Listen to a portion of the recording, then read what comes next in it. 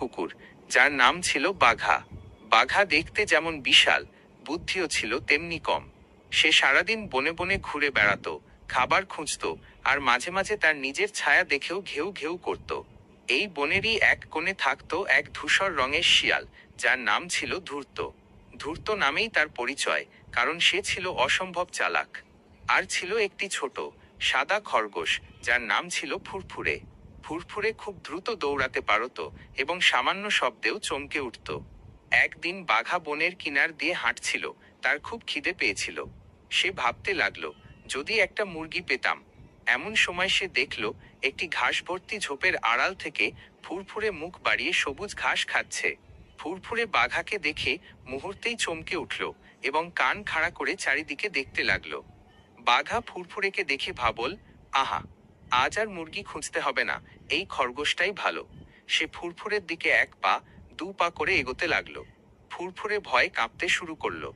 ঠিক তখনই ঝোপের আড়াল থেকে ধূর্ত শিয়াল উঁকি দিল। সে বাঘাকে খরগোশের দিকে এগোতে দেখে মুচকি হাসল। তার মাথায় একটি দুষ্ট বুদ্ধি খেলে গেল।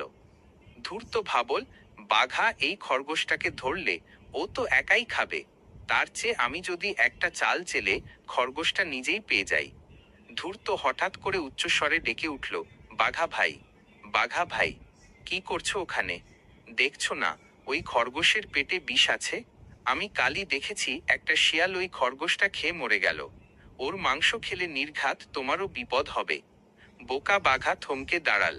সে ভীতু চোখে ফুরফুরের দিকে তাকাল, তারপর ধূর্তর দিকে। ধূর্ত মুখে এমন ভাব আনল যেন সে বাঘার জীবন বাঁচাতে চাইছে। বাঘা সরল মনে ধূর্তর কথা বিশ্বাস করে ফেলল। সে ভাবল, ইস, একটুর জন্য বেঁচে গেলাম। এই খরগোশ খেলে তো মরেই যেতাম। বাঘা লেজ নাড়তে নাড়তে ধূর্তকে বলল, ধন্যবাদ ভাই ধূর্ত, তুমি না থাকলে তো আজ আমার জীবনটাই যেত। এখন আমার কি হবে? কি খাবো? ধূর্ত একগাল হেসে বলল, আরে চিন্তা কিসের, আমি তো আছি। এই দিকটায় এসো, আমি জানি কোথায় একটা মরা হরিণ পড়ে আছে। আমরা দুজনে ভাগ করে খাব। বাঘা ধূর্তর কথায় খুব খুশি হয়ে তার পিছু পিছু চলল। যেই বাঘা ধূর্তর পিছু নিল, অমনি ফুরফুরে প্রাণপণে দৌড়ে নিরাপদ জায়গায় পালিয়ে গেল। ধূর্ত বাঘাকে নিয়ে বনের আরো গভীরে এমন এক জায়গায় গেল, যেখানে আসলে কোনো মরা হরিণ ছিল না, ছিল শুধু শুকনো কিছু ঘাস আর পাতা। বাঘা যখন সেখানে কোনো খাবার পেল না, তখন সে বুঝতে পারল ধূর্ত তাকে ধোঁকা দিয়েছে। কিন্তু ততক্ষণে ধূর্ত শিয়াল অন্য পথ ধরে পালিয়ে গেছে, বনের মধ্যে তার আর কোনো চিহ্ন নেই। বাঘা হতাশ হয়ে বসে পড়ল। সে ধূর্তর চালাকি বুঝতে পারল, কিন্তু ততক্ষণে